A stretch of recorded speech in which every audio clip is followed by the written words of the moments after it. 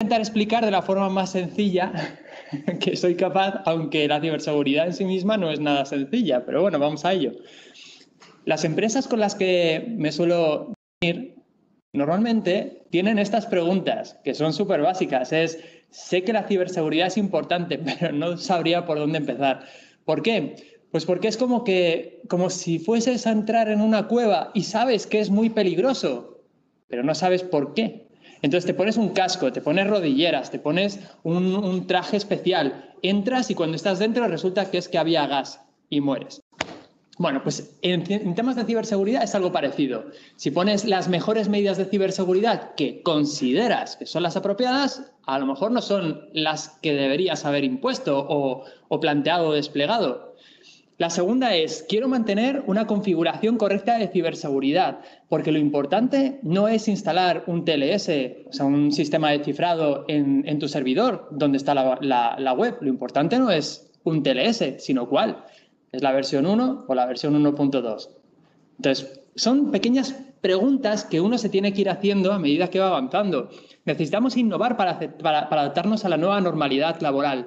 La nueva normalidad laboral nos ha impulsado a todas las empresas de repente a adoptar tecnologías que no habíamos probado. Y de repente pues surgen fallos de seguridad, que no funciona la VPN, que es que el ordenador se conecta a no sé qué impresora que además es vulnerable ante ataques. Bueno, ¿de qué forma puedo mejorar la conexión con empleados y clientes? ¿Puedo convertir mis políticas de compliance en contenido agradable? Es decir, ¿puedo conseguir que a mis empleados les apetezca cumplir la ley? Que les mole, que diga, pues mira, voy a cumplir. Pues es posible, pero es complicado, es difícil. ¿Y qué necesito cambiar para optimizar procesos y mantener la seguridad? Lo que nos encontramos es digitalización forzada, medios anticuados, a veces decimos que no hay recursos, otras veces en realidad sí que los hay, pero están mal distribuidos. Las empresas deberían aplicar a ciberseguridad siempre al menos y como mínimo el 2% de su facturación global, siendo lo razonable entre el 2 y el 10, en función de cuál sea el riesgo que quieres mitigar. Menos del 2 no tiene ningún sentido, porque es imposible poner alguna medida de seguridad que sea razonablemente eficaz ante los posibles riesgos a los que nos sometemos. A pesar de esas fallas, también tenemos otras cosas buenas. En España y en otros países del mundo, pero en España es lo que conocemos, pues tenemos gran capacidad de resiliencia y modernización. La resiliencia es nuestra capacidad de adaptarnos al cambio. Y la modernización es que si vemos que algo nos va a reportar mayor beneficio para la compañía, pues probablemente lo adaptemos.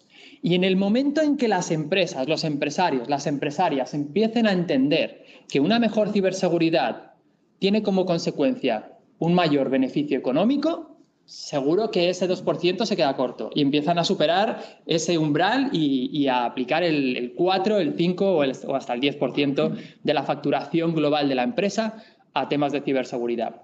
Lo que nos encontramos son centros nuevos de control virtual, realidad virtual para la formación con simulación de riesgo. ¿Esto qué es?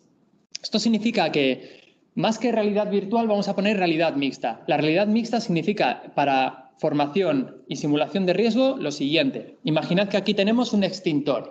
Nos ponemos un visor de realidad extendida, en este caso de realidad mixta. Este visor nos permite ver lo que hay a nuestro alrededor y superpone elementos que son virtuales, que no existen en realidad, pero lo superpone. En este caso, lo que hace es convertir este extintor en algo que vamos a poder utilizar en un fuego simulado que de repente empieza a prenderse a nuestro alrededor. Y nos va a permitir saber, este sistema de realidad extendida, realidad mixta en este caso, nos va a permitir saber qué pasa si el extintor lo aplicamos sobre ordenadores, sobre tablas o sobre un tendido eléctrico. ¿Qué sucede? ¿Qué pasa si el extintor es de agua o es de gas o es de...? Esto lo vamos a poder saber gracias a los sistemas de realidad virtual, en este caso mixta. La realidad aumentada para conocer y analizar en remoto, la inteligencia artificial, análisis de datos, soluciones de telegestión. Lo que encontramos es una enormísima dispersión normativa. La cantidad de normas que hay sobre ciberseguridad en España es pasmosa. De hecho, yo considero que conozco bastantes y cada día descubro una nueva. Y lo segundo es que a veces incluso los abogados somos bastante reacios al cambio. Cuando a un abogado le dices que sí o sí tiene que acceder a través de una conexión por red privada virtual, una VPN, te dirá, pero primero te va a preguntar que qué es. Y lo segundo, el hecho de tener que configurar sus dispositivos para que esto sea así es complicado. Nos encontramos en el marco de la ciberseguridad ante una situación tensa, complicada. Este esquema de niveles está más enfocado a los operadores de infraestructuras críticas, al menos el NAIC, pero el NA también nos es aplicable al fin y al cabo. Lo que indican es que de 5 niveles de exposición al riesgo, riesgos altos, elevados, estamos ahora mismo en el cuarto de los 5. Es el nivel de riesgo alto activado desde 2015 y que sigue vigente desde ese momento. ¿Qué significa esto? Que hay que aplicar más medidas de seguridad y mejores medidas de seguridad ante ataques que se están produciendo ya. Y ahora vamos a ver qué ataques son. Y vamos a empezar con algunos ejemplos para que veamos cuál es la consecuencia. Lo que tenemos son varios ejemplos. El ultimísimo, que es así grande, de elevado impacto, es el que veis sobre TikTok, YouTube y también Instagram. Se han expuesto los datos de 235 millones de usuarios, que ya cuando nos hablan de que se han expuesto 50 millones datos de 50 millones, de 20 millones de usuarios, de 5 millones, es que ya da igual, porque es que son tantísimos datos que... Pero en este caso, 235 millones de usuarios han visto cómo sus datos pasaban a ser públicos. Datos como, por ejemplo, cuenta de correo electrónico, la contraseña, el usuario. En Equifax tenemos una brecha de seguridad que supuso que datos de 148 millones de usuarios fueran puestos a disposición también del público de forma ilícita. Y el de Ashley Madison, fijaos que es el que tiene menos usuarios afectados, solamente 39 millones. Pero Ashley Madison era de hecho es la red social a través de la cual puedes encontrar a una persona con la que poner los cuernos a tu pareja actual. Bien, suponed que una persona cercana, ninguno de los que estamos aquí, ha sido afectado. ¿Qué sucedería si su marido, su mujer, se entera de que esta persona estaba en esta red social, de que era usuaria, de que de hecho tenía pues, un usuario, una contraseña y que todo eso ha salido a la luz? Pues lo que sucedió es que varias personas se suicidaron por este motivo. Así que cuando se implementan las medidas de seguridad, no hay que pensar solo en que nos pueden quitar la contraseña, sino en cuál va a ser la consecuencia sobre las personas por esa brecha de seguridad que potencialmente podría suceder en nuestra empresa. Y empecemos por lo más sencillo. Lo más sencillo es el tema de las contraseñas. Os cuento un caso real, todo lo que os voy a contar. El caso del keylogger. Y os lo voy a contar con un ejemplo. Cuando yo era bastante peque, en mi casa, yo tenía mi ordenador en mi habitación y tenía la sensación de que cuando yo me iba para comprar o con amigos, mi ordenador era usado por alguien. Creía que era mi hermano, pero no lo sabía. Así que lo que hice fue instalar un keylogger, que es un sistema de reconocimiento de pulsaciones en el teclado, que fuese acumulando en un log, es decir, en un listado, todas las teclas que se iban pulsando. Y efectivamente, lo utilizaba mi hermano para jugar a, no sé si era un videojuego. Bueno, pues el keylogger lo que hace es precisamente eso. Va tomando todas las teclas que se van pulsando en teclados de ordenador o en teléfonos móviles. El siguiente caso que me parece muy interesante es el sistema de capturas frente a los pinpad mutables en pantallas táctiles. ¿Qué es esto?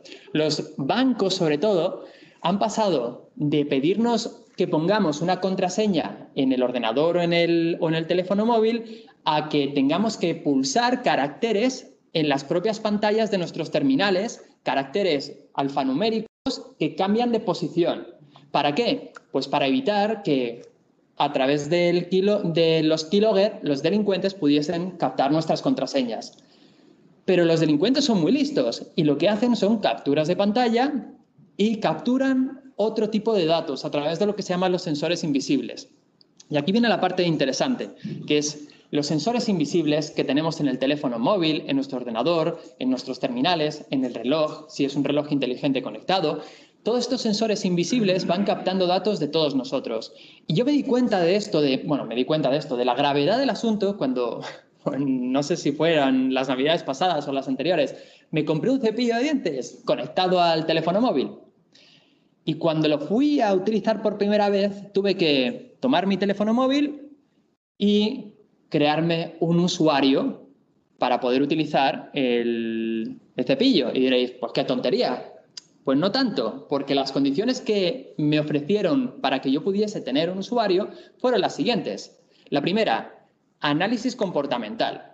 Bueno, para saber si yo me lavo los dientes con la mano derecha o con la izquierda, a qué hora, qué movimiento realizo, si estoy en esta postura o en esta otra, las horas, todo. Y lo segundo, un análisis comportamental para fines publicitarios. Y esta fue una parte muy interesante. De hecho, la empresa que me vendió, en realidad el productor del cepillo de dientes, lo que indicaba es: vamos a saber la dirección IP del router de tu domicilio, con lo cual, a través de las cookies u otros tipos de rastreadores, como los sistemas de fingerprint o los píxeles, vamos a poder saber las páginas web que gente de tu domicilio visita. Y, por tanto, como dentro de nuestra marca, una marca global que incluye muchísimas empresas, nosotros también vendemos, además de cepillos de dientes, vendemos Dodotis. Si nosotros creemos que en tu familia alguien acaba de tener un peque o lo va a tener, cuando vayas por la calle, lo que haremos será, a través de unos... A ver si lo tengo por aquí. Si no lo tengo por aquí, os lo explico. Es que tengo por aquí un montón de cacharretes. Igual lo tengo en el bolsillo. Bueno, no, lo tengo ahí. Disculpadme los que estáis en telepresencia. Voy un momento a... Vale, aquí está. Lo que decía las condiciones es que desde tokens físicos, en este caso esto es una baliza electrónica o también llamada una beacon física.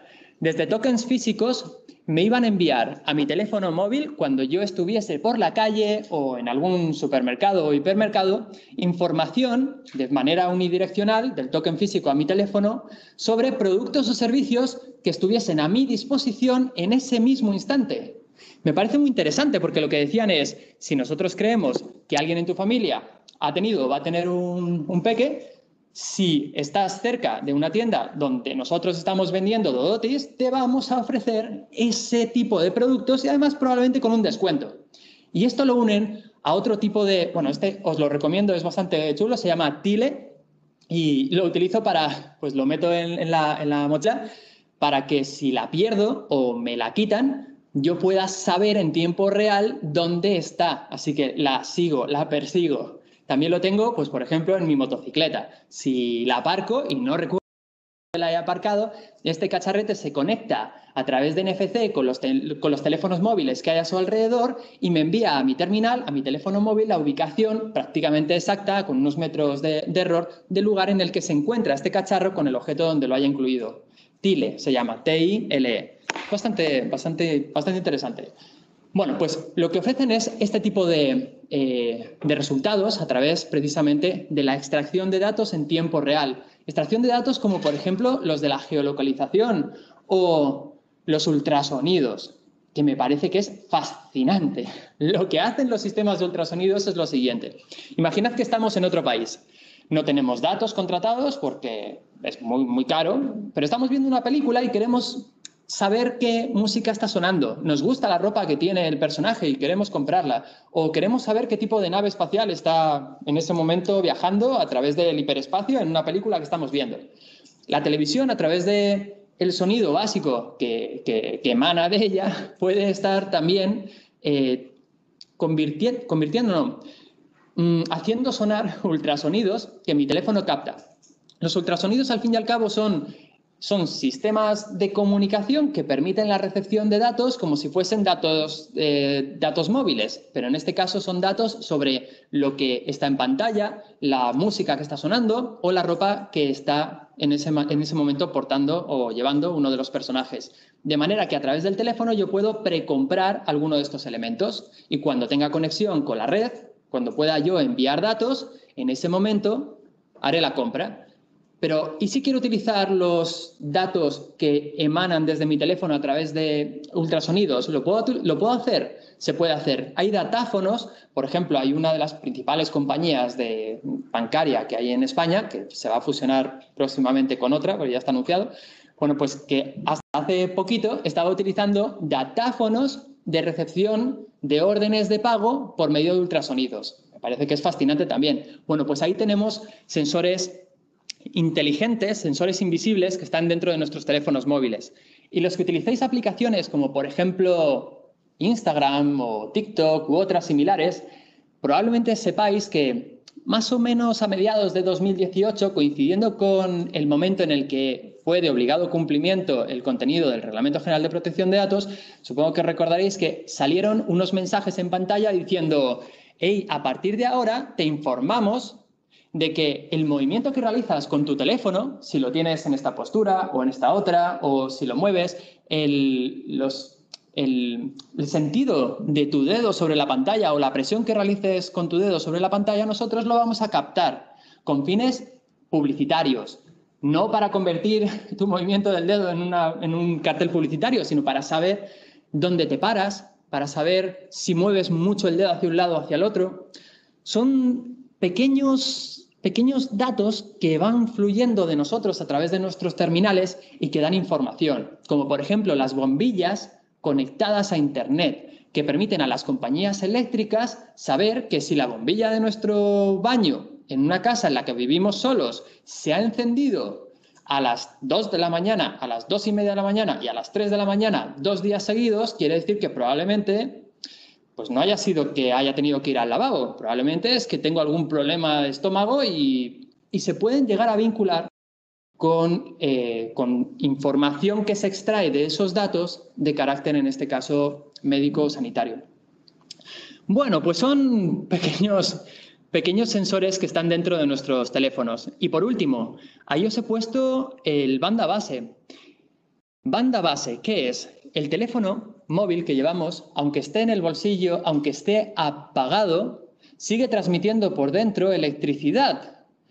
Esa electricidad que se transmite dentro del propio terminal es única para cada terminal y dispositivos de recepción de esas bandas, de la banda base, es decir, de lo que sale del propio teléfono en relación con esa electricidad, puede llegar a identificar de manera unívoca a una persona, igual que el GPRS o el Bluetooth. Al fin y al cabo, cuando entramos en un congreso, aquí no, porque no se ha hecho de esta manera, pero cuando entramos a una sala de un congreso, a través de estos sensores invisibles del teléfono se puede saber dónde se ha sentado una persona o si ha ido al lavabo, gracias a que se puede identificar de manera unívoca el movimiento de un terminal y se puede asociar con la persona que lo porta, que lo lleva. Esto hay bancos también que lo están haciendo para saber, gracias a la unión entre el usuario y su cuenta en Twitter o en otras redes sociales, Facebook no, porque lo tiene prohibido en sus términos. Entonces, a través de Twitter se puede saber dónde vive una persona, cuál es el trayecto que realiza y cuál es su lugar de trabajo habitual, gracias a los metadatos incluidos en las fotografías o en los propios tweets que se publican en esta red social, entre otras muchísimas cosas. Bueno, pues esto es lo básico en relación con el mundo de los datos que se vinculan a las contraseñas, pero es que hay más que vamos a ver. Y lo que vamos a ver a continuación es esta parte. Este es un ordenador que tengo, ordenador personal, y lo tengo preparado para poder ir en el metro o en el tren trabajando. Supongo que todos conocéis los filtros de pantalla, que debería ser algo que las empresas entregasen junto con los ordenadores de empresa o ordenadores corporativos. Adicionalmente, por supuesto, lo que tengo es aquí un cacharrete para impedir que la cámara de hecho se active y me puedan grabar. Y diréis, ¿pero esto es útil? Pues fijaos, hace un año o dos yo pensaba que esto simplemente daba confianza a las personas con las que iba a mantener una reunión, porque como está tapado, pues saben que no le estás grabando. Pensaba que era simplemente eso y de hecho en mi propio teléfono móvil pues también tengo uno aquí para tapar y destapar la cámara. Pero gracias a todo lo que ha sucedido con la pandemia y el confinamiento y las reuniones en telepresencia y demás, me he dado cuenta de que no es solamente por apariencia. Es que yo hay veces que me voy a unir a una conversación por el teléfono y no tengo ni idea de si se me va a activar la cámara o no, porque como no se enciende ninguna lucecita, pues no tengo ni idea. Así que gracias al cacharro este, a la tapa, yo me siento más seguro. Y de hecho hay muchas veces, bueno, muchas, tampoco me conecto tantas veces, pero hay veces que se ha activado la cámara porque lo tenía configurado para que se activase, pero no se me ha visto porque estaba tapada la cámara. Que lo importante quizá no es tener el mejor sistema de videovigilancia, no, videoconferencias posible, sino que alguien lo configure bien y que lo mantenga. Si no, pues ¿para qué lo tienes? Bueno, y por último, tenemos aquí también unos cacharretes que os he puesto, el de arriba a la derecha, para protegerte ante lecturas por NFC de los números de la tarjeta. Yo esto lo he visto poco, la verdad, pero por si acaso, pues yo tengo aquí en este de American Express una tarjeta Visa. Cuando se lo enseñé a la DPO de American Express me dice, pero qué vergüenza, no tengas una Visa metida. Es una Visa que está desactivada. Esta Visa en concreto era donde yo guardaba una parte interesante de bitcoins para poder pagar utilizando bitcoins en comercios, cambiando los bitcoins a moneda de curso legal en el tránsito, en el trayecto. Bueno, pues este es uno de las cajas no es caja de Faraday, pero para que nos entendamos es para evitar que teléfonos móviles o datáfonos puedan conocer los números de la tarjeta. También los hay sin ningún tipo de marca o corporativos. Aquí tenemos uno, por ejemplo, que me regaló la empresa Siemens, para que pueda meter aquí mi tarjeta, o HackRun, que es uno de los congresos de ciberseguridad más importantes que hay en España, y dentro, en vez de una tarjeta de crédito, lo que he metido es una tarjeta que hace lo mismo que estos cacharros, que estos escudos NFC. Lo que hace esto es, si lo pones en tu billetera, lo que hace es protegerte de la lectura de tus tarjetas por parte de terceros. Es prácticamente lo mismo, es un plastiquito y dentro tiene un film de tipo de metal, que no sabría decir cuál es, pero bueno, lo que hace es precisamente impedir este tipo de lecturas. Son regalos corporativos para empleados magníficos. De hecho, cualquiera de esos, bueno, el de en medio no, el de en medio es bastante caro, son como 30, 40 o 50 euros o más, pero los que tenemos a la derecha y a la izquierda, que básicamente son los que tapan la cámara y los que impiden las lecturas NFC, magníficos para que los empleados de repente entiendan que la ciberseguridad es algo importante y que es físico y que deben tenerlo en cuenta. Técnicas de fraude electrónico. Hablábamos de tarjetas de crédito y demás. Tenemos el phishing, vishing, el smishing. Phishing es que te intentan cazar los datos, las credenciales en realidad de acceso a tu cuenta bancaria o a otros sistemas por medio de mensajería, habitualmente por correo electrónico. Vishing por teléfono. Lo llamaron y le pidieron los números de su tarjeta de coordenadas y los dio. Todos. Así que la tarjeta de coordenadas pues la tienen ahora 2 personas o más. Bueno, el smishing es la captura o el intento de captura de datos credenciales a través de SMS. El farming es una vulnerabilidad que explota, es un tipo de ataque que explota vulnerabilidades por medio de fallos en la configuración de las DNS. Lo que significa es que nosotros ponemos el nombre de un banco, el dominio de un banco en el navegador, le damos a Enter para entrar en la página web que nosotros hemos puesto bien, cuya dirección hemos puesto bien, pero como están mal configuradas las DNS, de repente nos sale una página muy parecida, pero que no es la de nuestro banco. Y no nos hemos confundido nosotros, simplemente la empresa ha fallado en su deber de configurar correctamente uno de sus principales servicios. El SIM swapping. Cuando hablábamos también, o cuando hablaremos en un momento del doble factor de autenticación, que es tener, además de la contraseña, un código adicional que te envían, por ejemplo, por SMS, los delincuentes aquí lo que hacen es pedir al operador móvil de la persona cuyos datos quieren sustraer, le piden una copia de la tarjeta SIM de esa persona que va a ser afectada. Y los operadores a veces la dan, entonces nos encontramos a una persona a la que le han sustraído las credenciales. el correo electrónico y la contraseña, y además a la que le han también realizado una copia de la tarjeta SIM, con lo cual tienen ya ahí el acceso al doble factor de autenticación, lo tienen todo. Pues es el SIM swapping. Luego tenemos el fraude del CEO. Me he encontrado un fraude del CEO recientemente, de forma muy cercana, y me he quedado alucinado. En una reunión interna, los directores de la compañía estaban hablando de cómo iba a ser el futuro del negocio para el año siguiente y demás, y llaman en ese momento, envían un correo electrónico en ese momento al director financiero y le dicen en el correo electrónico: queda aprobada su compra, tiene que enviar este dinero a esta dirección, a un IBAN. Y lo envía. Y resulta que es que fue alucinante, porque el correo electrónico fraudulento se lo enviaron en una reunión con los demás directores. Y el director financiero, en ese momento, desde el teléfono móvil, hizo la operación y envió una cantidad de millones de euros a una cuenta que era titularidad del delincuente en este caso. Así que el fraude del CEO utiliza lo que se llama las técnicas de ingeniería social para llegar a él. Es decir, el delincuente analiza cómo es el CEO, cuál es su nombre, cuál es su dirección, cómo recibe habitualmente los mensajes de correo electrónico, cuándo es el mejor momento para llamarlo. Analiza todo lo que hay en su entorno, a su alrededor, y le envía un mensaje especialmente destinado para él y preparado para engañarlo. Y la gente pica, pero pica muchísimo. De hecho, fraudes del CEO hay todos los días. Pues hay que tener un poco de cuidado con esto. El acceso por escritorio remoto es otra. Hay una persona también cercana que opera con criptomonedas y resulta que metió su dinero, unos 50.000 euros más o menos, en una página que es un exchange, una casa de cambio, para cambiar tus euros por criptomonedas. Resulta que era una página, era una estafa, todo. Y cuando ya tenía su dinero, los estafadores son súper inteligentes. Hacen como que todo va bien. Y de hecho le enviaban, supuestamente, a través de la página web, los intereses que le iba generando. Y le iba generando unos intereses más o menos de un 12% semanal, más o menos. Entonces el tipo estaba súper contento y dice: joder, 50.000 pavos, 12% semanal, pues fenomenal. Y resulta que de repente quiere sacar el dinero, llevárselo a su cuenta bancaria y no puede.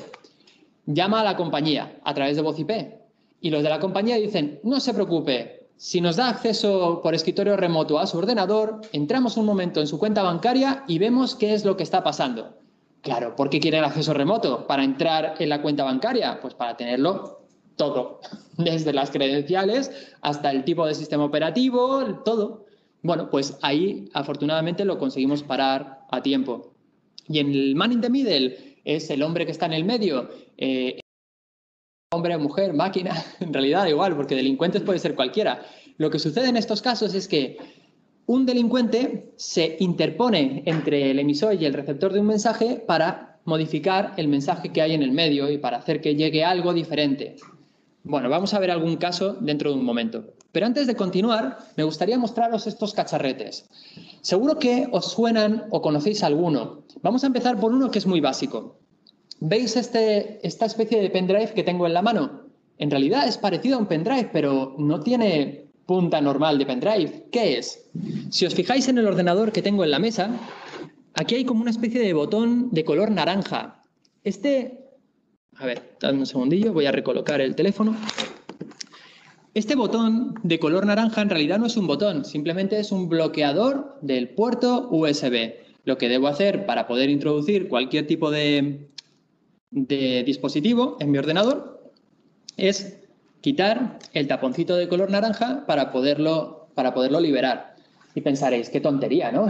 Porque ¿quién va a querer utilizar tu puerto USB? Pues nos vamos, por ejemplo, tiene los puertos USB de los ordenadores que utilizan para poder registrar obras a disposición del ciudadano. Entonces, cualquier persona puede hacer lo siguiente. Esto que tengo aquí son dos USBs. Y uno de ellos es un USB de verdad, el otro no lo es, pero es que no recuerdo cuál es. Entonces, vamos a ponerlo a prueba.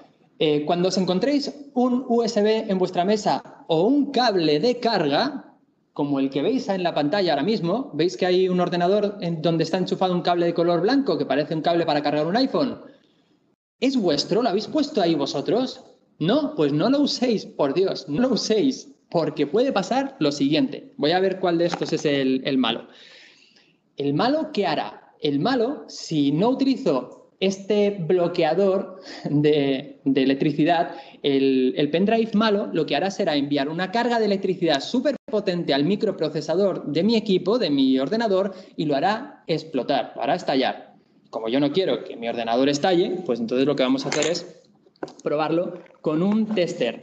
El cacharro malo, por llamarlo de alguna forma, se llama Killer y se puede comprar en internet a través de usbkill.com. Bueno, no lo compréis salvo que queráis hacer pruebas como esta. Entonces, lo que vamos a hacer es ponerlo a prueba. Y el tester se compra por unos 12 euros. El tester sí, tened un tester en la empresa. Introducimos el tester. Como veis, tiene dos bornes. Tiene dos bornes. ¿Por qué? Porque uno es para la entrada de la electricidad y otro es para la salida, para que no llegue la electricidad al ordenador. Vamos a probar con el primero de los pendrives. Madre mía, qué miedo. Es que no sé ni cómo ponerlo para... A ver, introduzco y ahora junto los bornes... No ha pasado nada. Este es el bueno. En principio, no lo sé, pero lo voy a dejar aquí. Y el otro es este de aquí. Vale, pues venga, hacemos la misma prueba.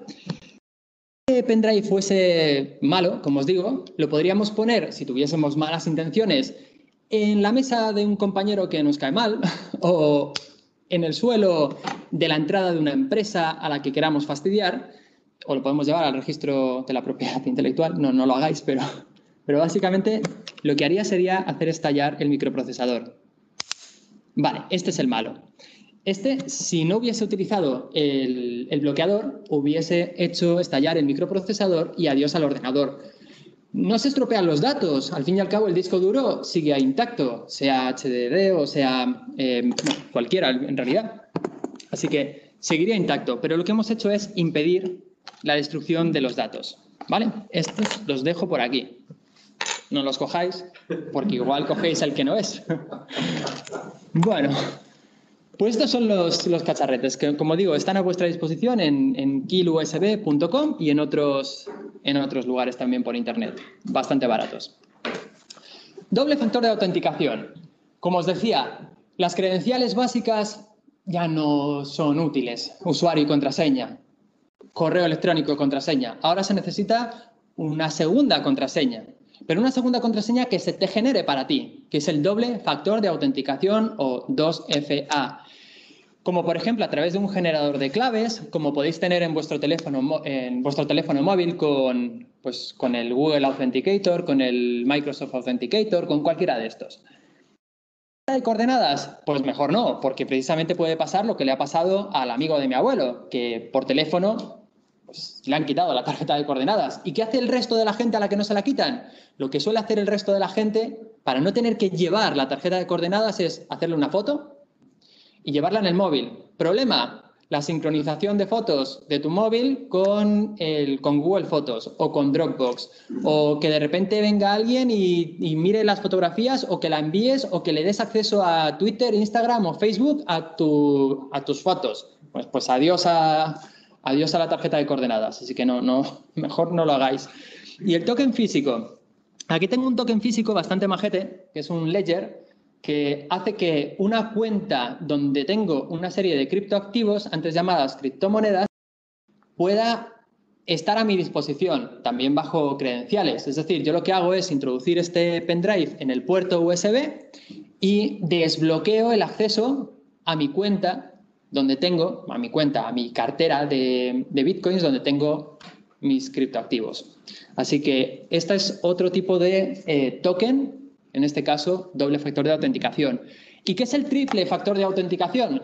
Pues en realidad son bloqueadores personales de acceso, como por ejemplo uno que normalmente cuando veo a Chema, pues me habla Chema Alonso de Telefónica, me habla de él, que es bastante bueno, que es a ver si recuerdo cómo se llama, si no lo busco en el teléfono móvil. Pero vamos, es una aplicación que lo que hace es impedir que otras personas, aunque tengan tu usuario y contraseña, puedan acceder a tus páginas. Es una aplicación que se llama Latch. La tengo aquí mismo. Vale, Latch. Entonces, L-A-T-C-H. L-A-T-C-H. Es bastante buena. Y yo la utilizo, por ejemplo, para mis sitios web, para mis cuentas en determinados bancos o para ciertas redes sociales, LATH, es bastante bueno. Entonces, lo que hago es bloquear el acceso aunque alguien tenga mis credenciales, aunque alguien tenga mi usuario y mi contraseña. No puede acceder a mi cuenta. Segundo, bloqueo de ataques de fuerza bruta. Si te equivocas 2 o más veces al poner tu contraseña, te bloquean la posibilidad de que puedas volver a poner tu contraseña hasta por lo menos 1 minuto. Si te vuelves a equivocar, 5 minutos. Si te vuelves a equivocar, 10 minutos. Y así hasta que ya te cansas y dices, bueno, pues ya no. ¿Por qué se utiliza el sistema de bloqueo ante fuerza bruta? Pues porque hay sistemas informáticos que automatizan la prueba de credenciales para ver si alguna funciona y al final entran. Así que el bloqueo por ataques de fuerza bruta funciona. Y bloqueo por IP. Hay determinados terminales conectados a Internet cuya IP está vinculada con ataques reiterativos, que están permanentemente tratando de acceder a un sitio web en zona desmilitarizada, en Internet. Lo que hacemos es bloquear la IP concreta desde la cual nos están llegando los ataques. Y por último, bloqueo por patrones de comportamiento. Aparentemente no tenemos ataques en nuestra empresa. Vamos bien. Pero ¿y si analizamos lo que está pasando? Porque tenemos un pequeño intento de ataque, un escaneo de puertos, tenemos una prueba de introducción de credenciales y los analizamos y a lo mejor no es desde la misma IP, pero el patrón de comportamiento siempre es el mismo. Pues probablemente sea la misma persona la que está detrás o la misma organización. Hay un concurso que se organiza todos los años, este año a lo mejor no o sí, no sé cómo lo llevan, que es un concurso de criminalidad. Y los criminales, hace al menos 4 años, que fue la última vez que tuve acceso a información sobre se reunieron en Suiza para poner en común los crímenes que habían cometido durante los últimos 12 meses y ganaban una pasta importante, los que más pudiesen probar que habían cometido. Bueno, pues los patrones comportamentales sirven precisamente para identificar a esos cibercriminales que están detrás de ataques que se producen de diversas formas a una misma entidad o corporación. Y aquí tenemos otro cacharrete que también es bastante interesante y es un excelente regalo de empresa, por si acaso queréis tener un detalle con vuestros empleados, por ejemplo en Navidad. Aquí tengo 2, uno me lo regaló Isaka y el otro Asset Security, que es el que tenéis ahí también en pantalla. ¿Para qué sirven? Os voy a contar el problema, primero la situación, luego el problema y finalmente la solución. La situación es que la gente, yo, por ejemplo, cargamos el teléfono móvil en el primer puerto que vemos donde se pueda enchufar. De hecho, hoy en el tren, una chica se me acerca y me dice: ¡Ah! Veo que tienes un montón de cables donde se pueda enchufar el teléfono móvil. ¿Me dejas enchufar el mío? Y lo quería enchufar a mi ordenador. Y digo, bueno, pues no, por varios motivos. El primero es porque yo no me fío de ti y el segundo es porque tú no te deberías fiar de mí, porque cuando conectas un terminal móvil a un terminal, a un ordenador, se puede generar una sincronización de datos y de repente yo tendría acceso a todas tus fotos, a tus vídeos, a tus contactos, a tus correos electrónicos, pero ¿de qué vamos? No. Así que lo que hice fue lo siguiente: saqué un enchufe normal de electricidad y ahí pues ya le dije, bueno, pues enchúfalo aquí. Vale, entonces la situación es que todo el mundo conecta sus teléfonos móviles, por ejemplo, incluso en el metro o en el aeropuerto. Vale, el problema es que enchufar un teléfono móvil para su carga en un cargador que no es tuyo lo expone a riesgos desconocidos, que pueden ser que te hagan estallar el teléfono móvil, como por ejemplo a través de un kill USB con un match específico para terminales móviles, o puede ser también que te sincronicen datos. Así que no, vamos a evitarlo. Pero ¿y si no nos queda más remedio? Estamos en un aeropuerto, necesitamos enviar un correo electrónico y es que no tenemos más remedio que conectarnos a un sitio porque se nos ha acabado la batería. Aquí tenemos estos condones USB o escudos USB, como los queráis llamar. Lo de condones porque evitan que pase el bichito. Entonces, lo que hacen es generar solo transmisión de electricidad. ¿Cómo? De los 4 cables que hay en los conectores básicos para teléfonos móviles, los 2 de transmisión de datos los tienen cortados, no existen. Así que solamente está están los dos de carga de electricidad y punto, y se acabó. Estos cacharros, este se llama Sync Stop, de una empresa que se llama Xipiter, con X al principio, y este es de ESET. ESET lo regala. Si veis a alguien de ESET, pedidle uno. Se llama escudo USB. Estos cacharretes se compran por internet a más o menos 5 euros o 3 euros. Y si lo quieres personalizado, pues igual 7. Pero vamos, esto es vida. Esto a mí me da un relax. De hecho, la última vez que me di cuenta de que tenía que utilizarlo fue cuando fui a la casa de un amigo. Todavía no conocía que esto existía. Y enchufé mi móvil para cargarlo a su televisión. Y claro, pues de repente me sale un cartel así de ¿quieres que se muestren tus fotos? Y yo, pues no, en la televisión de mi amigo. Bueno, a lo mejor no hubiese pasado nada, pero no me apetecía. Vale, bueno, pues son temas que son muy interesantes conocer porque al fin y al cabo nos estamos exponiendo a riesgos de manera constante. Os decía, el doble factor de autenticación a mí me genera tranquilidad porque sé que si me despisto y alguien ve mi credencial de acceso, mi contraseña, pues no pasa nada. Porque no va a tener acceso a mi móvil. Claro, ya, si tiene acceso a mi móvil, si me ha clonado la tarjeta SIM, sí, pues entonces ya pues la hemos liado. Para este tipo de casos, los bancos, por ejemplo, tienen sistemas de identificación de determinados patrones también comportamentales para analizar las direcciones IP y los tipos de terminales desde los cuales se conectan los usuarios. Por ejemplo, hay una empresa, a mí me gusta mucho, no tengo ni idea de si es nuestro cliente o no, Alberto, pero bueno, a mí me gusta mucho la empresa, se llama F5 y tiene un sistema de análisis que ofrece a los bancos de análisis de terminales. De tal manera que cuando un usuario se va a conectar a su banca electrónica, el banco, a través de la aplicación o a través del sitio web abierto desde el navegador en el móvil, analiza el terminal del usuario para saber si tiene extensiones que no debería tener, si tiene aplicaciones de Shadow IT. Shadow es como sombra, IT es como de tecnología, es tecnología en la sombra.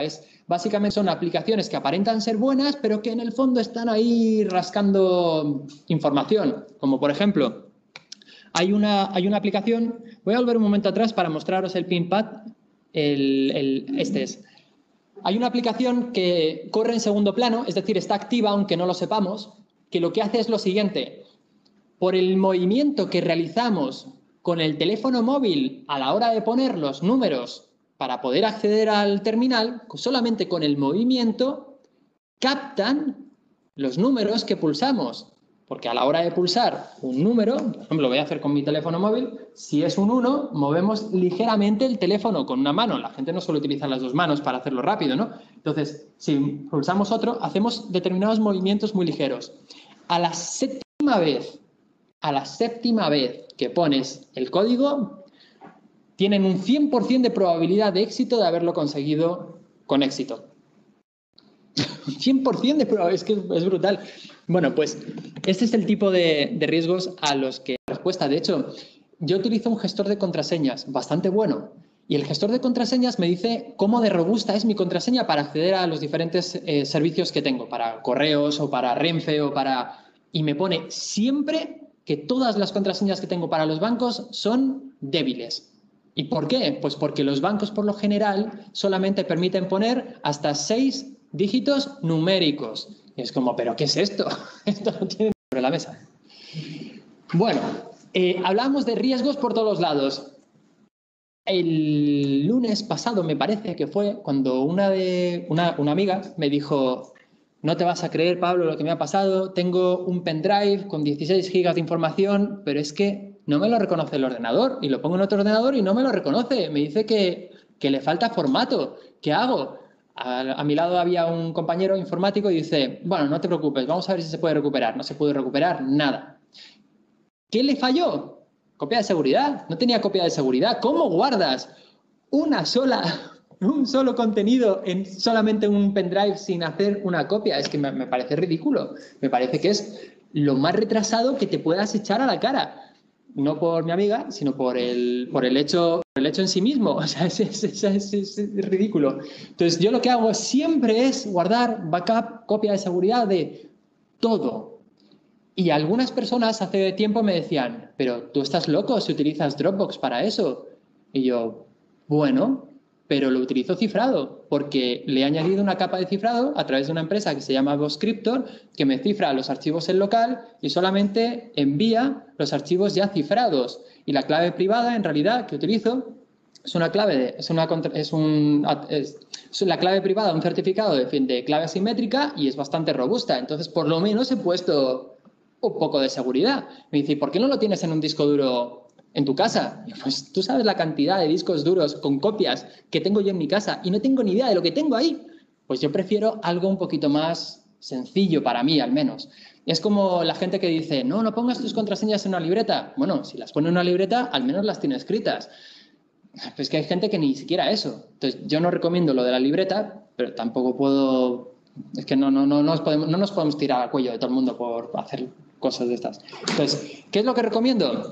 Lo que recomiendo es un backup, si es posible, que sea completo con determinada cadencia, por ejemplo, una vez a la semana o diario, y adicionalmente uno que sea o bien diferencial o bien incremental, mejor incremental, que se vaya incrementando.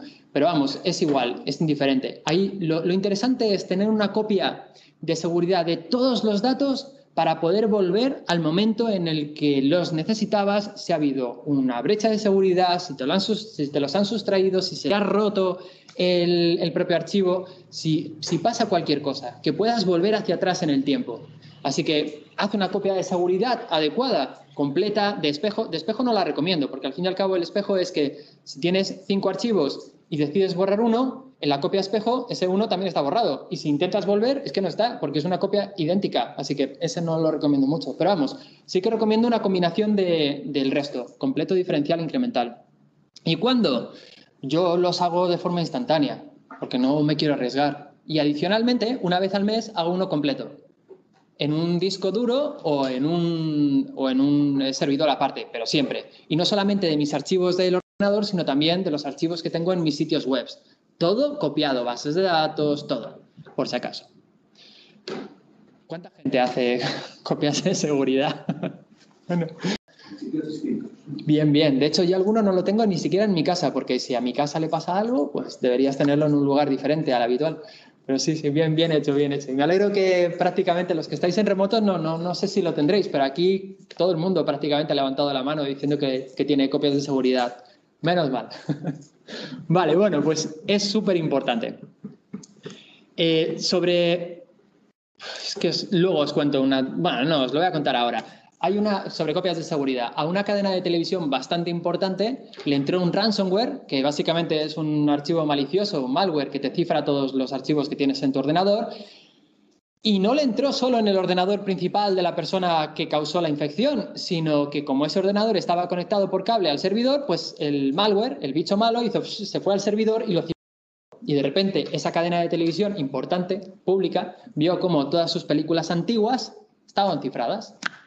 Bueno, pues porque no tenía copia de seguridad, pero no la tenía bien configurada. No puedes mantener una copia de seguridad por cable conectada a un ordenador principal. Bueno, en fin, es que... Gestores de contraseñas. En mi familia siempre digo, ten una contraseña diferente para cada servicio. Y algún amigo, de hecho, me ha dicho, pero si es que yo casi no tengo contraseñas, tendré, yo qué sé, tres. ¿3? Correo electrónico, banco, correos, Renfe, el servidor o sea, todo, Facebook, Instagram, Twitter, ¿qué más? La universidad. Contraseñas. Yo tengo, creo que lo tengo por aquí. A ver, un poquito más adelante. Sí lo tengo. Tengo, mira, el número redondo además. Esta captura la hice esta mañana. 500 contraseñas diferentes. Y todas bien segurizadas. De hecho, todas seguras. Las de los bancos, lo que he hecho es decirle al programa, ese programa se llama Dashlane. Para mí es uno de los mejores. Es muy visualmente agradable, es bastante seguro. Al Dashlane le he dicho que las de los bancos que no las tenga en cuenta, porque todas serán débiles. Volvemos un segundo para acá. Estos son los gestores de contraseñas que recomiendo, porque me parece que son bastante buenos. Según el que utilicéis, pues con más seguridad o con menos seguridad. Yo, por ejemplo, el gestor de contraseñas de Firefox, pues yo no lo utilizaría. El llavero de Apple, pues a lo mejor sí, pero tiene sus problemillas. Luego, Yo recomiendo Dashlane, por ejemplo, KeePass, OnePassword, LastPass o Truqui, que son diferentes, pero son bastante buenos todos. En cualquier caso, mira, Dropbox acaba de sacar su propio gestor de contraseñas. Vale, ¿qué puede pasar si acceden a tu contraseña? Pues una amiga también me decía, nada, si es que yo no tengo nada que ocultar. Pero vamos a ver. Acceden a tu cuenta, acceden a los servicios vinculados. ¿Por qué? Pues porque es muy normal tener la misma contraseña en Facebook y en Twitter y en tu cuenta de correo electrónico. Entonces, si acceden, o en LinkedIn, si acceden a tu cuenta electrónico y tienen tu contraseña de LinkedIn, como la contraseña de LinkedIn sea la misma que tienes en Facebook, la has liado, porque además acceden a todos tus datos, contactos y demás. Si además la tienes en tu correo electrónico, pues ahí ya, ¿qué pueden hacer si la tienen en tu correo electrónico? Imaginad que una persona os dice, no, pero si yo me di cuenta, pero solamente pudieron tener mi contraseña 5 minutos. Me di cuenta y, vamos, es cuando se te cae un caramelo al suelo y lo recoges 5 minutos después y dices, solamente ha estado 5 minutos en el suelo. ¿Qué ha pasado? Una sincronización de datos. Es decir, lo que han hecho es un POP3 y han sacado toda la información, todos los datos, y con eso pueden hacer un análisis comportamental de la persona a la que la han infectado, pero brutal. Y de ahí pueden sacar dinero, contactos, pueden hacer lo que les dé la gana. Así que mucho ojo con lo de la sincronización de cuentas por la descarga que puede haber después. Acceso a datos de terceros, información usable en el futuro, que te hayan hackeado, que te hayan craqueado ahora, no quiere decir que vayas a tener consecuencias a corto plazo. Puede ser dentro de 1 año, o 2, o 5. Si los delincuentes no tienen prisa, si lo que buscan es conseguir la mayor eficacia con gran eficiencia. Entonces, a lo mejor lo dejan parado. Si tenéis un ratillo, un teléfono móvil o un ordenador, probad el sitio web que os he puesto ahí abajo, que es Have I Been Pwned. En esta página, en haveibeenpwned.com, lo que vais a poder hacer es introducir vuestro correo electrónico para saber si este aparece en alguna de las bases de datos filtradas en la Darknet.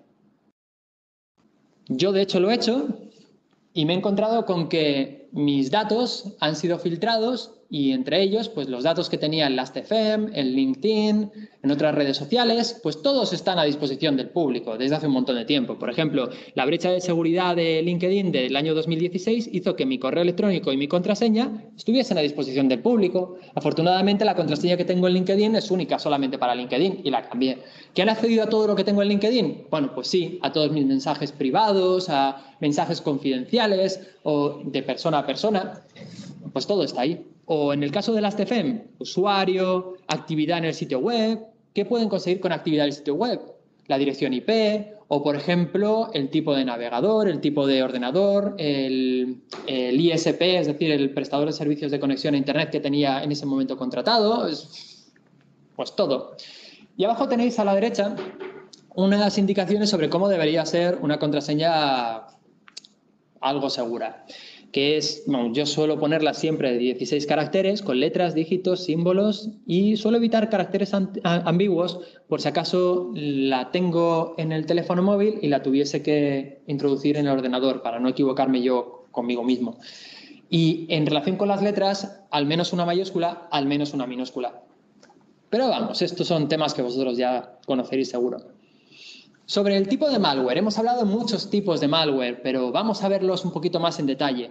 El virus requiere una acción por parte del usuario. Le llega, por ejemplo, un archivo, un .exe al correo electrónico y dice, pues lo voy a abrir a ver qué tiene. Bueno, pues ahí te entra de todo.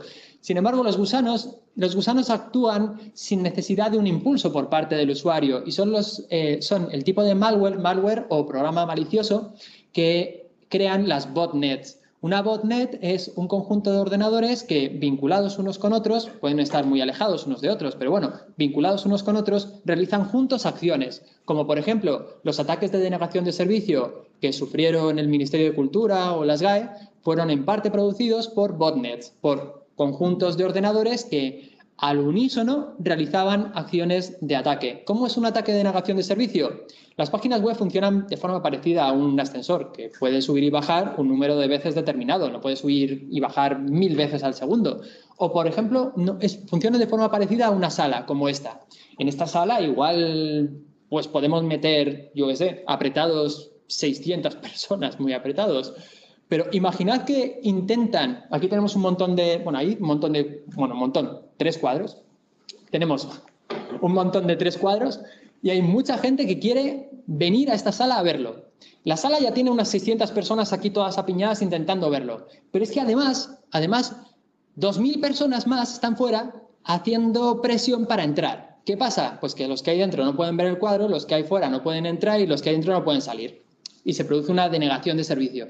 Algo parecido sucede con las páginas web o los sitios que están a disposición del público en Internet. Si se produce un exceso de solicitudes de accesos, el sitio web, el servidor en realidad, deja de poder prestar servicio. Bueno, pues los ataques de denegación de servicio suelen producirse precisamente por acción de las botnets. Los troyanos, un troyano simula ser algo diferente. Por ejemplo, a uno de vuestros empleados o compañeros le llega un programa que aparentemente es un PDF y lo abre y en realidad no lo es. O está visitando una página web y en la página web aparece un mensaje que dice: tu ordenador está infectado, desinféctalo gracias a este antivirus. Y en vez de ser un antivirus, pues es un virus. Bueno, pues un troyano simula ser otra cosa. Spyware. Los spyware son programas maliciosos que espían la actividad del usuario, a veces con fines publicitarios y a veces con otros fines delictivos directamente. Adware te muestra publicidad en pantalla de forma repetida y reiterada, como por ejemplo a través de a través del navegador se puede hacer, o a través, por ejemplo, de una aplicación que tenga instalado un código que hace que se muestre publicidad de forma reiterada. A mí me pasó en mi blog. Mi blog sufrió un deface. Un deface es que te cambian la cara del blog. Es un blog que tiene bastantes visitas, pero te cambian la cara y te ponen otra cosa. Y en realidad era un mensaje de tipo político de un país árabe, con una música de fondo y demás. Bueno, pues no era publicidad, pero ese deface es vinculado en este sentido porque te muestra cosas que en realidad no quieres ver para conseguir un objetivo. Y el ransomware. El ransomware es un programa malicioso que, simulando habitualmente ser un PDF lo que estás abriendo, en realidad no es un PDF, es un archivo ejecutable, te cifra todos los archivos del ordenador y te pide a cambio un dinero, un rescate, que antes se pedía en euros, ahora se pide en bitcoins, lo cual no entiendo en absoluto porque se pueden pedir moneros y el monero es mucho más seguro para el delincuente porque la trazabilidad es más difícil. Pero bueno, siguen utilizando bitcoin. En cualquier caso, es un tipo de malware terrible para las empresas como por ejemplo algunas que han venido a pedirme ayuda, como bufetes, hospitales o esta entidad que os decía antes de la de televisión pública importante, o seguridad social, que de repente pues se le han cifrado los archivos. Por ejemplo, también le pasó algo parecido a Telefónica con su ransomware especial. El Zero Day. Un Zero Day es un ataque por una vulnerabilidad no conocida hasta la fecha, para la cual todavía no hay parche. Así que si te encuentran un Zero Day y lo explotan, pues te la han liado, porque pueden entrar hasta la cocina, hasta donde la vulnerabilidad permita. Pero ahí está. Y el Shadow IT ya lo hemos explicado, son esas aplicaciones que aparentemente no tienen maldad alguna, pero que son instaladas por nuestros usuarios a través de lo que se llama la técnica del Bring Your Own Device, que es trae tu propio dispositivo, que muy frecuente en el teletrabajo es: no tenemos ordenadores para que os llevéis, utilizad el que tenéis por casa.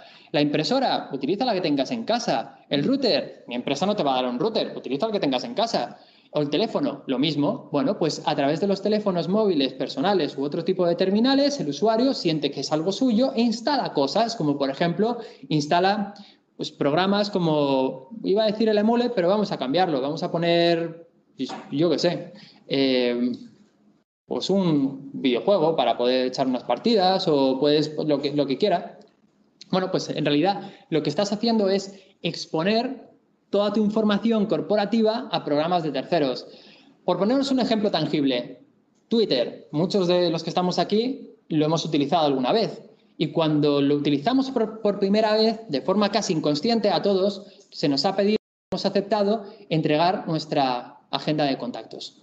¿Y cuánta gente no conoceréis que guarda sus contraseñas en la agenda de contactos? Bueno, pues Twitter ahora tiene no solamente contactos, sino tiene contraseñas de servicios. Bueno, pues esto es una información súper valiosa para el usuario, que a veces tiene también contactos de tipo corporativo, que de repente Twitter tiene. Cuando Twitter, Facebook, Instagram, cualquiera de estas redes sociales, TikTok, nos pide los contactos, si utilizamos para darle los contactos la agenda de contactos corporativa, le estamos diciendo a estas redes sociales quiénes son nuestros clientes, quiénes son nuestros proveedores o nuestros contactos en general. Y es un problemón. Bueno, aquí tenéis un caso real de ransom. Bueno, tengo un equipo que se llama Neftrace, que ha citado hace un momento Javier, Neftrace, con el que hacemos pruebas. Y una de las pruebas, siempre vinculado con blockchain, una de las pruebas fue por ransomware. Lo que veis a la derecha es un correo electrónico que me llegó, lo rescaté de la carpeta de spam, donde dice, hey, somos correos, te ha llegado un paquete que no has recogido, ¿quieres recogerlo? Aquí tienes un PDF, imprímelo, nos lo entregas y para adelante, te damos el paquete. Bien, ¿qué hicimos? Lo que hicimos fue descargar ese supuesto PDF. Aparenta ser un PDF porque las versiones normales de Windows, salvo que hayas configurado lo que os voy a decir en contrario, pero las versiones normales no te presentan la extensión de los archivos, no te dicen si es un .exe o un .pdf, simplemente te presentan el nombre y ya. Y cambiar el icono de los archivos es súper fácil. Así que, ¿qué es lo que hacen los delincuentes? Llaman a un programa, que es un programa ejecutable, lo llaman como si fuese un PDF, le dan apariencia de PDF y, confiando en que no vayas a ver que es un ejecutable, te lo muestran. Y a la gente, cuando intenta abrir un PDF, si se le pide que instale algo que se llama PDF no sé qué, apertura de PDF, pues lo instala.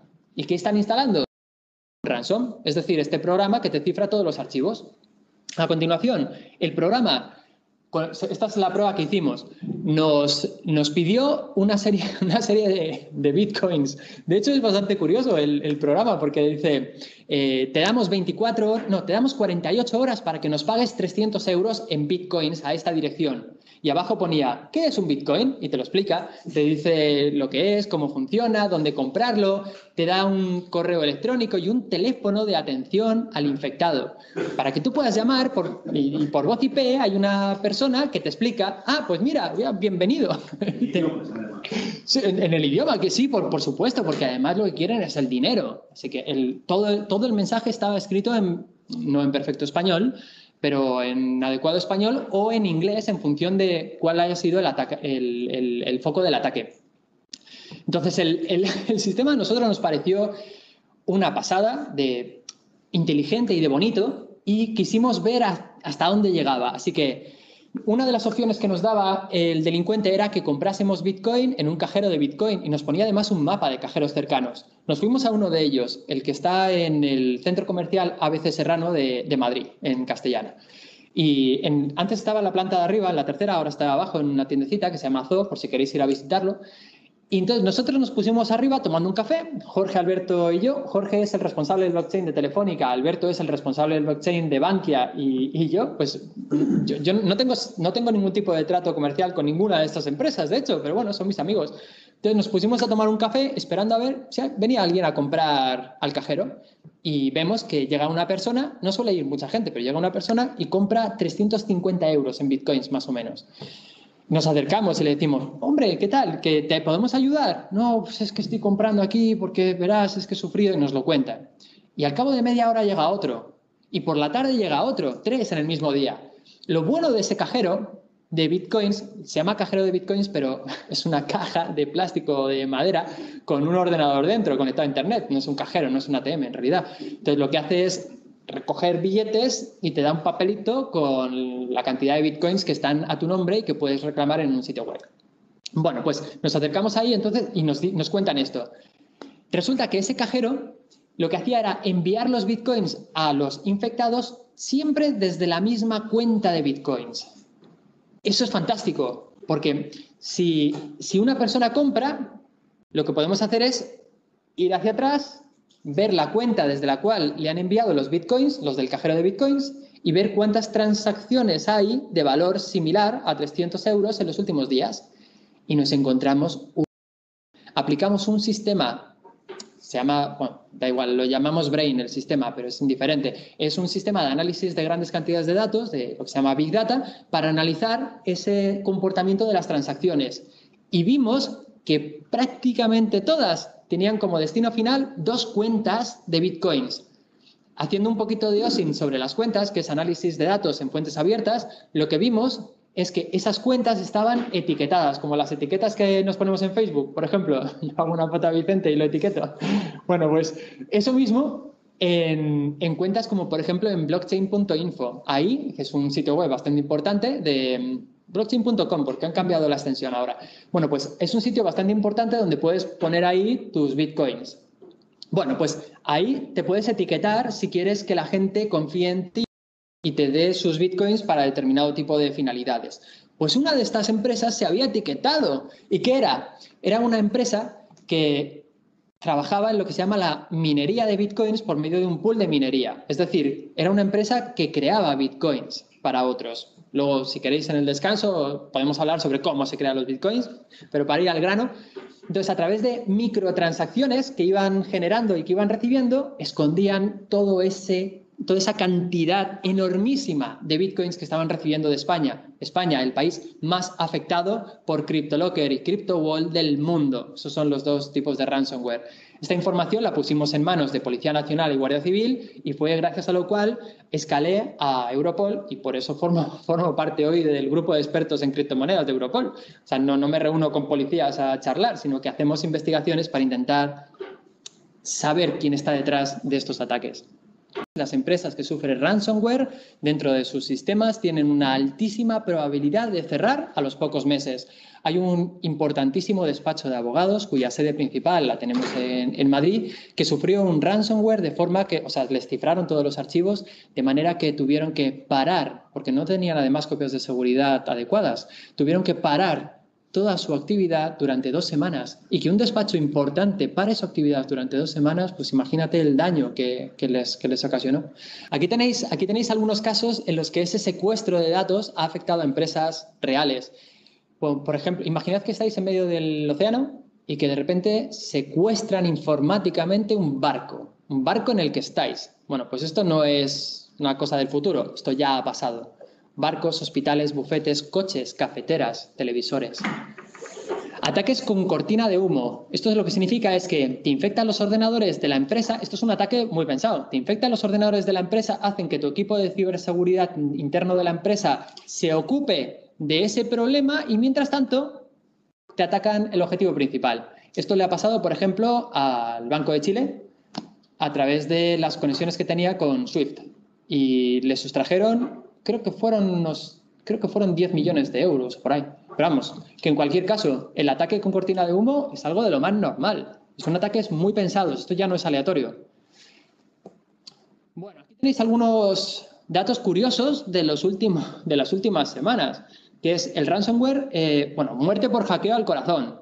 Porque los dispositivos médicos, los dispositivos que nos implantan, muchas veces están conectados con nuestro móvil o envían señales o, bueno, pues a veces no están del todo asegurizados o securizados, como lo queráis decir. El ransomware llega a las máquinas de café, hackean una cafetera para soltar agua hirviendo y pedir un rescate. Esto es súper reciente.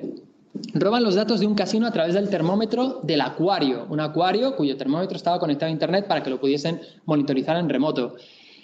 Los televisores inteligentes se infectan. De hecho, no solamente se infectan, sino que la llamada ley de cookies o normativa sobre el rastreo también afecta y aplica a los televisores en relación con si introduces un pendrive, qué cadena de televisión estás viendo o si ves más Netflix que HBO.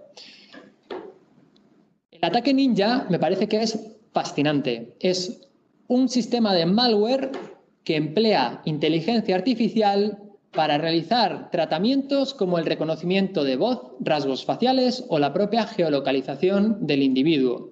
Lo que hace es escoger un objetivo, espera a que este objetivo sea vulnerable, aprende protocolos, quién accede, quién es administrador, cómo se utiliza, a qué horas, cuántos dispositivos están conectados, se multiplica en silencio a través de todos los ordenadores que hay conectados o a través incluso de terceros.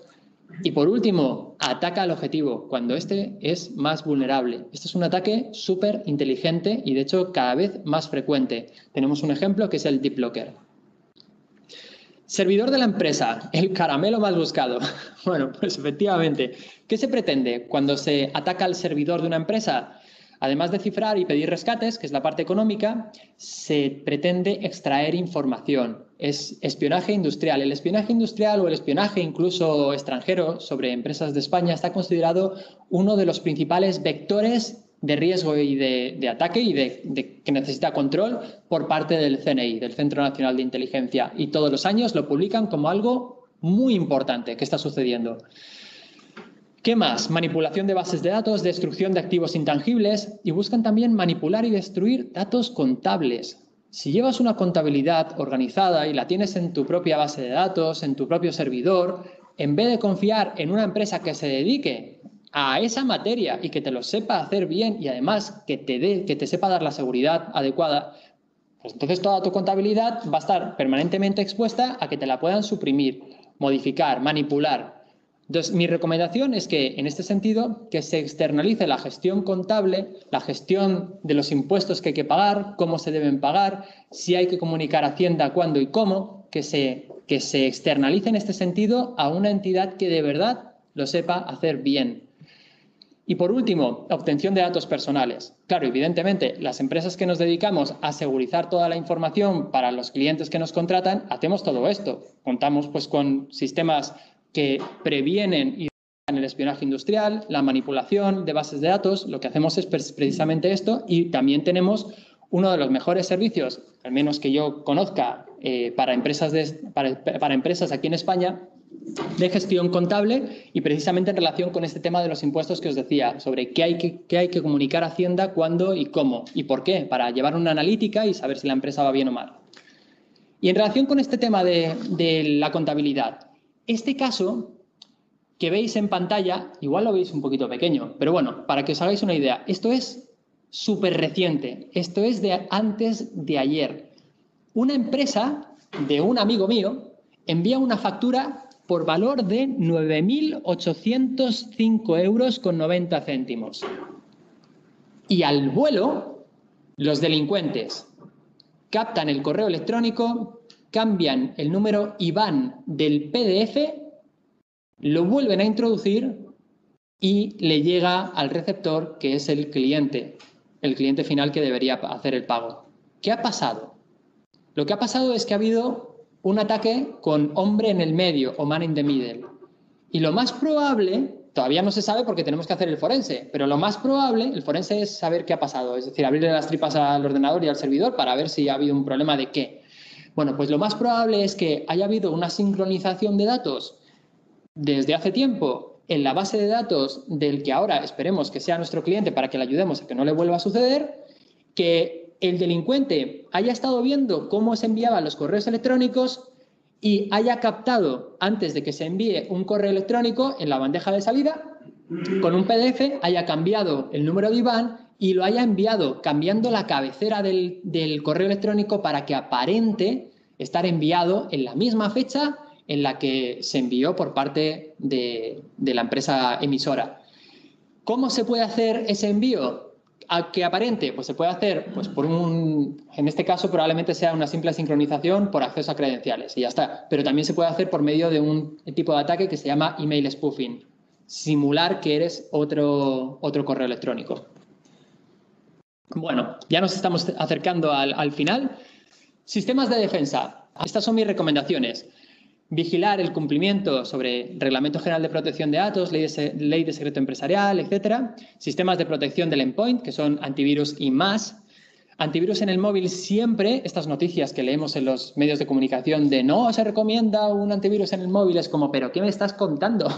Pues por supuesto, siempre hay que tenerlo. Sistemas o soluciones de prevención de intrusiones, que son los IPS, o de detección de intrusiones, los IDS. Firewall, que lo que hacen es detener intentos de acceso que sean contrarios a las instrucciones previamente establecidas, conexiones por redes virtuales, por redes privadas, que son las VPN, red privada virtual, concienciación sobre los datos y seguridad a los empleados para lidiar con ese 80% de empleados que saben que hay algo irregular en llevarse información de su empresa, pero lo hacen. 80% de empleados en España. que lo hacen. Así que, ¿cómo lo hacen? ¿Cómo lidiamos con esto? Con soluciones Data Loss Protection o Prevention, que son soluciones de prevención de la fuga de datos, DLPs.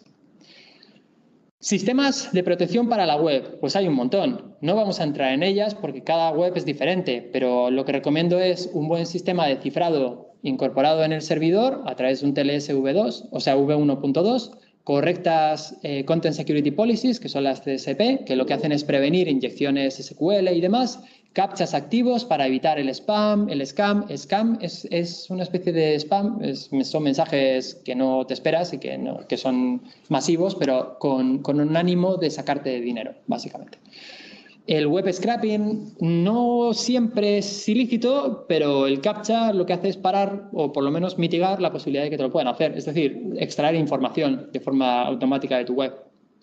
Levanta un WAF, que es un WAF es un firewall para la página web y verifica y analiza el terminal del usuario, como lo que os decía en relación con las entidades financieras u otras que tienen aplicaciones móviles.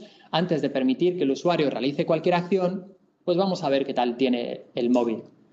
Aquí tenéis un caso en el que yo mismo en Twitter y un amigo me dijo, ya sé cómo es tu despacho, esto es de hace tiempo.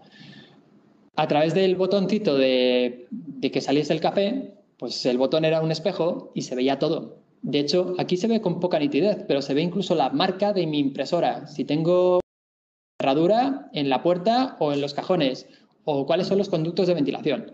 Todo. Vale, entonces, más recomendaciones. Pues revisar el cumplimiento, protector de pantalla con contraseña, ordenadores apagados por la noche para que no queden indisponibles los datos que tenemos en caso de que haya por ejemplo, que se vaya la electricidad o lo que fuese. Una destructora de papel, prohibido prestar firmas electrónicas a terceros, nunca. La firma electrónica es personal, solamente se puede utilizar por la persona a la que ha sido concedida. Hay que usar cifrados, aprended a usar cifrados y además haced que la gente se sienta cómoda utilizando sistemas que te cifran de manera automática sin que te enteres la información para que la puedas poner en cloud.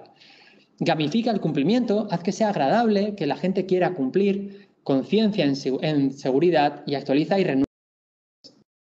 Ella es la última que os quería presentar con un esquema súper sencillo, que son los colorines estos de las cosas que desde PwC hacemos para segurizar las empresas. Lo que hacemos es, desde el punto de vista del atacante, preguntarnos cómo de preparado está el atacante. Con el entorno, ¿cómo están los que me rodean? ¿Están más preparados? ¿Menos? Voy a aprender de ellos. Prioridades del negocio. ¿Lo que tengo que proteger? ¿O simplemente he puesto un firewall y he puesto un antivirus? ¿Qué estoy haciendo con mi vida y con la de mi empresa? Bueno, pues vamos a analizar los activos para detectar para identificar cuál es el que tengo que proteger de forma prioritaria. ¿Cuáles son mis capacidades? Si no estoy suficientemente capacitado para implementar, para identificar los riesgos, identificar también las medidas, implementarlas y configurarlas adecuadamente, si no estoy bien preparado, pues voy a contar con alguien que sí lo esté. Por ejemplo, si tienes apendicitis, pues por mucho escalpelo que tengas en casa, igual prefieres que te lo haga un médico. Bueno, pues aquí es prácticamente lo mismo. Lo que hay que hacer es contar con especialistas en ciberseguridad que tengan conocimiento en datos. Y normativa. Bueno, normativa es, cumplo con la regulación haciendo esto. Por ejemplo, si instalo un sistema de cifrado fenomenal y guardo los datos en un servidor que está en Estados Unidos, ¿cumplo la normativa? Es súper seguro, pero ¿cumplo? Pues igual no. Igual el contrato de encargado del tratamiento que tienes pues no es el adecuado o ni siquiera tienes. Y ya por último, tecnología. ¿Soy más vulnerable por las decisiones tecnológicas que he tomado? Ahora con el teletrabajo, ¿soy más vulnerable por utilizar esta solución de videoconferencias o esta otra? Pues habrá que verlo. Así que yo recomiendo que deis una vuelta a estos temas que pongo en colores y que en caso de que tengáis algún tipo de duda o similar, pues que contéis con los mejores, que nos llaméis y que nos digáis porque estamos a vuestra disposición. Pues muchas gracias.